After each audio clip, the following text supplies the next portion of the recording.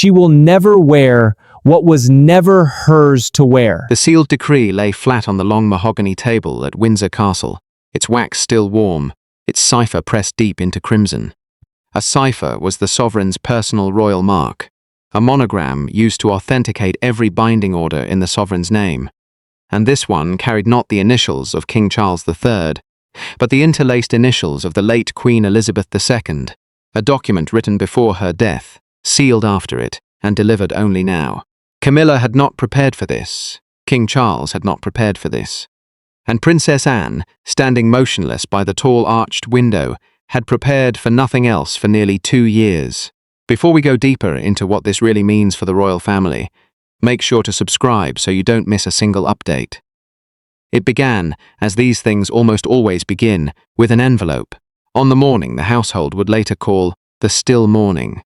A senior private secretary from the royal household walked the length of the grand corridor at Windsor with a red dispatch box tucked beneath his arm. A red dispatch box was the formal leather case used to transport confidential state papers directly between the sovereign and their closest officials, and its arrival always meant something binding, something that could not be softened by a phone call. The secretary did not speak. He did not need to. His footfall alone told the household staff that the day had already turned. Inside the box lay a single sealed memorandum. A memorandum, in royal usage, was a formal written plan or instruction issued in the sovereign's name, carrying the weight of an order rather than a suggestion. This particular memorandum bore an unusual heading. For the attention of His Majesty the King, upon the matter of consort precedence and the boundaries of private residency. Charles received it in his private study.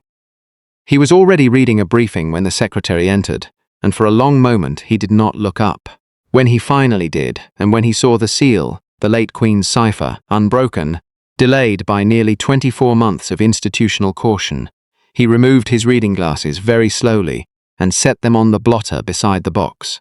His hand stopped mid-motion. The room fell completely silent. "Who else has seen this?" he asked. The secretary hesitated. "Her Royal Highness the Princess Royal, sir." She was named a custodian. A custodian, in this context, was a family member entrusted by the late sovereign to safeguard a private instruction until the correct moment for its release. A role designed to prevent any single successor from suppressing what the previous monarch had determined must, one day, be read aloud. Anne had been that custodian. Anne had waited, and Anne, the king now understood, had already known every word inside the envelope for nearly 2 years. But before Charles could summon her, before he could even lift the memorandum from its bed of tissue, he would first have to decide whether to read it alone, or whether to allow the one person the document most concerned to hear it beside him. Camilla was in the morning room when the summons came. She had been arranging the day's engagements with her lady-in-waiting, a small stack of correspondence at her elbow, a cup of tea, half finished. She rose without asking why. She had, after all, been married to Charles long enough to know that certain silences in the household carried a temperature of their own, and this one was cold. When she entered the private study and saw the red box, saw Anne already standing beside it with her hands clasped behind her back like a naval officer at inspection, Camilla understood, in that single held breath, that whatever waited inside had not been written by her husband and would not be undone by him. She did not cry. She did not shout. She walked to the small side table where she habitually left her reading spectacles, unpinned the pearl brooch at her collar, a small, unassuming piece she wore almost daily, and placed it, deliberately, on the polished wood.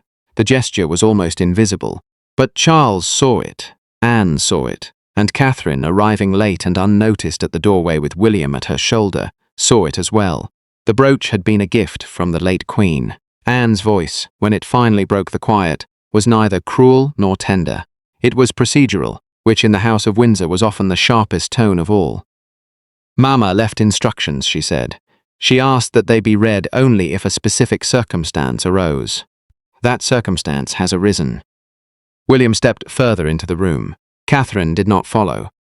She remained just behind the threshold, close enough to hear, far enough to be forgotten, and she leaned very gently toward her husband and whispered a single sentence into his ear. He nodded once, almost imperceptibly. The words landed like a bell struck in another room, soft but felt in the bones. For Camilla, this was not simply about a document. It was not simply about her title, or her rooms, or the guest lists she had spent nearly 20 years quietly perfecting. It was about trust, not because her title had changed, but because trust had. And trust, once withdrawn by a queen who was no longer alive to grant its return, could not be reissued by any living hand. To understand why Elizabeth had taken such an extraordinary step, the family would have to confront the Balmoral evening of 2 summers before her death. A private supper never entered into any official diary, attended by only 4 people, and remembered afterward by 3 of them, in ways so different that the memory itself had become a kind of quiet war. The evening had begun ordinarily enough. Balmoral in late August, the light lingering past 10, the lock below the terrace still holding the last silver of the sky.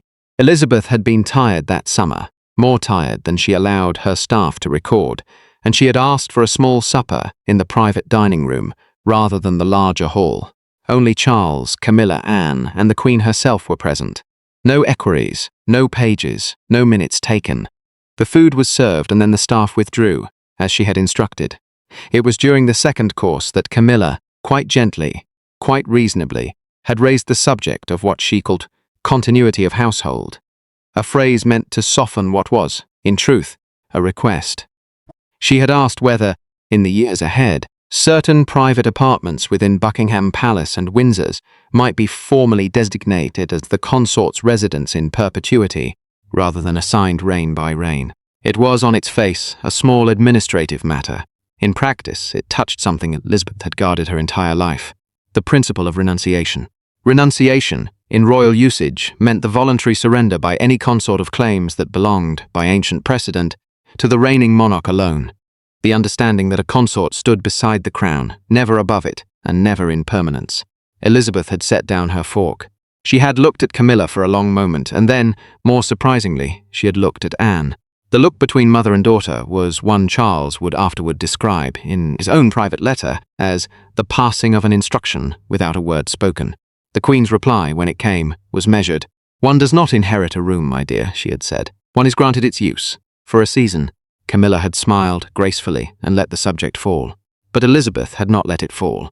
That night, after the others had retired, she had rung for her assistant private secretary, requested paper and written, in her own hand, the instruction that would, nearly 4 years later, arrive in a red dispatch box on her son's desk. She had entrusted its custody to Anne. She had sealed it with her personal cipher, and she had specified, in a codicil at the foot of the page, that it should be opened only if any attempt were made to formalize the boundaries of the consort's residency beyond the natural life of the reigning sovereign. 2 months earlier, quietly, almost invisibly, such an attempt had been made. But before Charles could confront the woman he loved with the words of the mother he had lost, he would first have to face his sister alone. The study door closed with a soft, final click. No courtiers remained in the corridor. No officials stood ready with clipboards or notes. Anne stood on one side of the desk. Charles stood on the other. Between them lay the memorandum, still unread aloud, and a second, smaller envelope Anne had produced from the inner pocket of her jacket, without explanation. "You waited," Charles said. His voice was even. It was not an accusation, not yet. "I was asked to wait," Anne replied. "There is a difference. You could have told me. I could have." Mama considered that. She decided against it. Charles's hand tightened, very slightly, on the edge of the desk. He was, in that instant, not the king. He was a son, reading his mother's handwriting for the first time in years, and realizing she had trusted his sister with something she had not trusted him to hold. "She thought I would soften it," he said quietly. "She thought you would love her too much to enforce it," Anne answered. "Those are not the same thing." The silence that followed was more painful than any argument they had ever had. It was the silence of 2 children who had grown into 2 officers of the same institution, and who now understood that the institution had, at last, asked them to choose between their loyalties. Anne slid the second envelope across the desk. "There is a clause," she said. "Mama added it at the last. She never showed it to me. She said only that if you refused to act, this was to be given to William." Charles broke the second seal himself. Inside was a single page, folded once. It was not, as he had expected, a further instruction to him. It was a letter addressed directly to his son, to the heir, written in the late Queen's unmistakable hand, and it began with a sentence that stopped the king's breath in his chest. "My dear William, if you are reading this, your father has hesitated. Do not hesitate for him. The crown could not survive if the heir hesitated." Elizabeth had known that. She had said it once at a Privy Council meeting years earlier, in a tone that had never left the room. And she had, in her final months, decided that if her son proved unwilling to draw the line she had drawn, her grandson must be given the pen. But before William could be given anything, before the letter could even be shown to him, the future king would have to be summoned into a room he had, until that morning, believed he would not be asked to enter for another decade. William was called to the study just after 4 in the afternoon. Catherine walked with him as far as the corridor, and there she stopped. She did not enter. She did not ask what the meeting concerned. She only touched his sleeve, briefly, and asked him a single quiet question that would remain, for the rest of his reign in waiting, the question he measured every decision against. "Are you deciding as a son," she said, "or as an heir?" William did not answer at once. He read her face, he nodded, and he went in alone. Inside, Charles handed him the letter without speaking. William read it once, standing. Then he read it a second time, seated more slowly, his finger moving beneath each line. When he reached the closing sentence, a single instruction from his grandmother regarding the reassignment of specific private residency privileges within Buckingham Palace and Windsor Castle, and the formal reduction of the consort's independent guest list authority at Sandringham and Balmoral, he set the paper down and looked for a long moment at his father.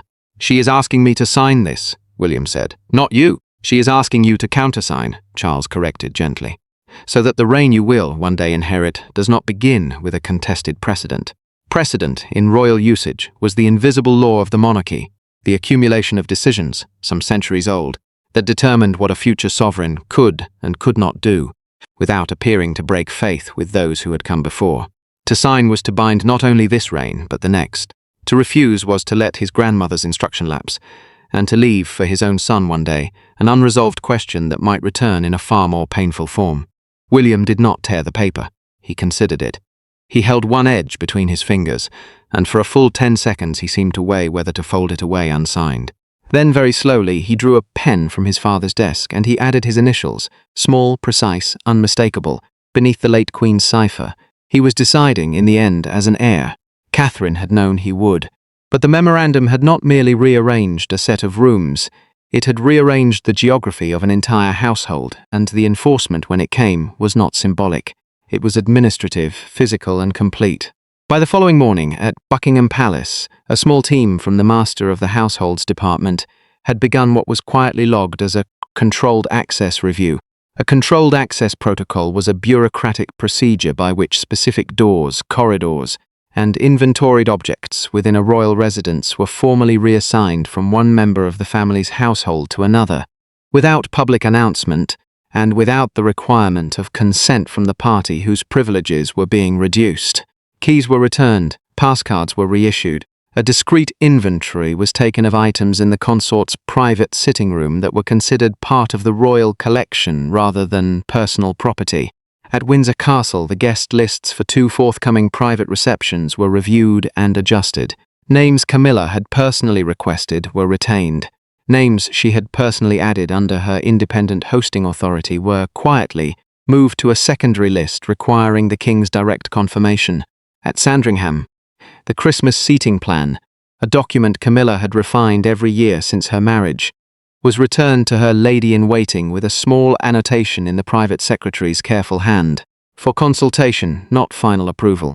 At Balmoral, the annual invitation to a long-standing family friend of Camilla's was, for the first time in 19 years, not extended. None of this was announced, none of it needed to be. Within the household, it was understood, by pages, by dressers, by the older footman who had served 3 monarchs, that a line had been drawn, and that the line had not been drawn by the living king. It had been drawn by the woman whose portrait still hung, unchanged, above the fireplace in the private dining room.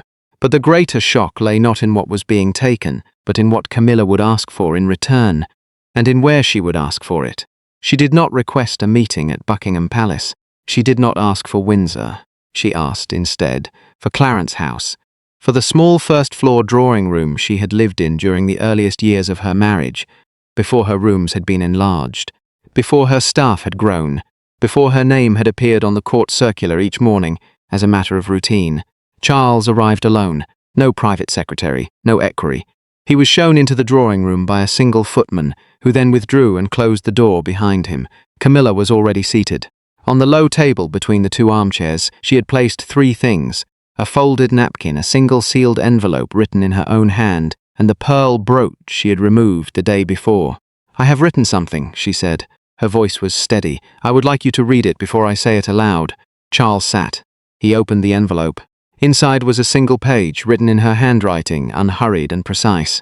It was in form a renunciation, a voluntary and formal surrender of specific privileges she had, until that week, exercised as consort. It ceded independent guest list authority at Sandringham. It withdrew her name from the trustees' list of a particular private archive she had joined 7 years earlier. It transferred unconditionally the boundary of her private residency at Buckingham Palace to whatever terms the reigning monarch, in consultation with the heir, chose to set, this reign and the next. She had signed it. She had dated it. She had written it before the memorandum from the late Queen had ever been read aloud in her presence. Charles looked up.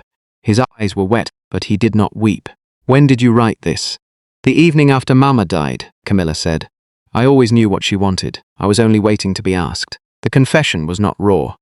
It was controlled, more devastating for its restraint than any tears could have been. She had known for nearly 2 years exactly what the late Queen had felt, and exactly what would one day be required of her. She had not fought it, she had prepared for it.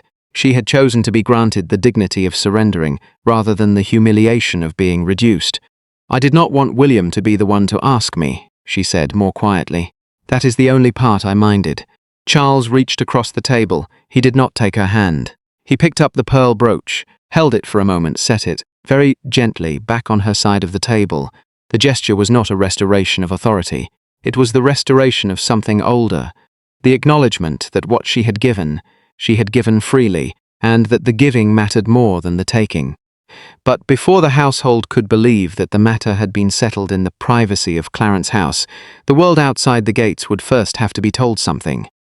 Carefully, imperfectly, and only in part. The statement, when it came, was 3 sentences long. It was released at 7 in the evening from the Buckingham Palace press office, and it referred only, in the palace's most restrained phrasing, to an internal review of household arrangements undertaken in accordance with the late Queen's wishes and with the full agreement of Her Majesty the Queen. No names beyond titles, no mention of the memorandum, no mention of the letter to William. It was enough. Broadcasters interrupted evening programming within the hour. The gates of Buckingham Palace, quiet in the fading August light, began to gather the first small crowd. A woman in a pale coat placed a single handwritten sign against the railings. No flowers, no photograph, only a folded card in blue ink. It read simply, "The Queen kept her word." By the 10 o'clock bulletins, that sign had been photographed, described, and quoted so many times that the broadcasters themselves had begun to call it, without irony, the defining symbol of public reaction. One newspaper, preparing its front page for the following morning, chose a headline that would echo for weeks. "The door closes on Camilla's inner palace power."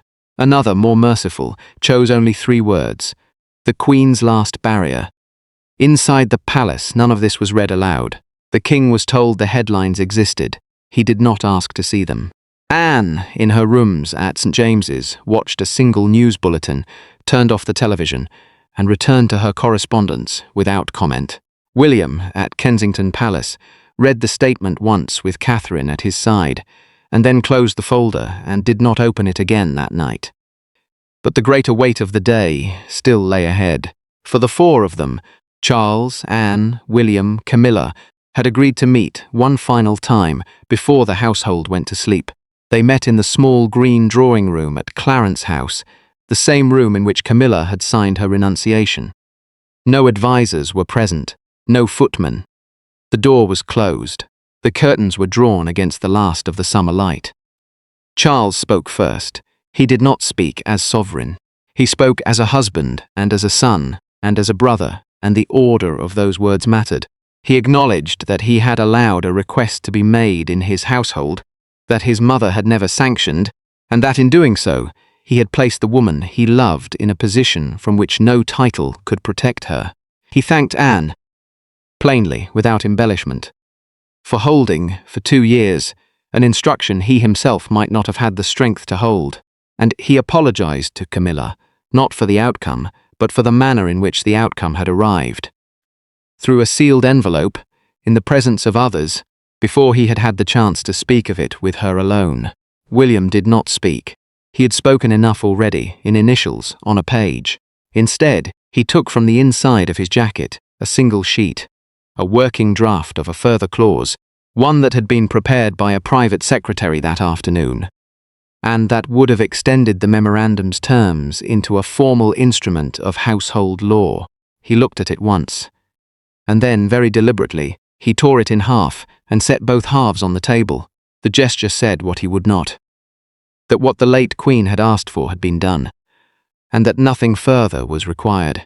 Camilla accepted it all with the same composure she had carried since the morning of the red box. She did not thank them. She did not need to. She only said at the end, in a voice barely above the sound of the clock on the mantel, "I would like the household to know that I asked for none of what has been taken, and that I gave what was given, freely." Anne, for the first time in 2 days, inclined her head, not in submission, but in respect. The truth of that evening, spoken later only in fragments, was that power could protect love, but it could not make every private wish legitimate. Camilla had been loved. She was loved still, but love, inside the walls of the monarchy, could not become inheritance, and affection could not become precedent. The late Queen had understood that with the clarity of a woman who had spent 70 years measuring the difference between what she felt and what she was permitted to grant. Her son had learned it more slowly. Her grandson had learned it in a single afternoon. The monarchy did not fall that August. It did not tremble. It stood, bruised but steadier, on the foundation the late Queen had reinforced from beyond her own death.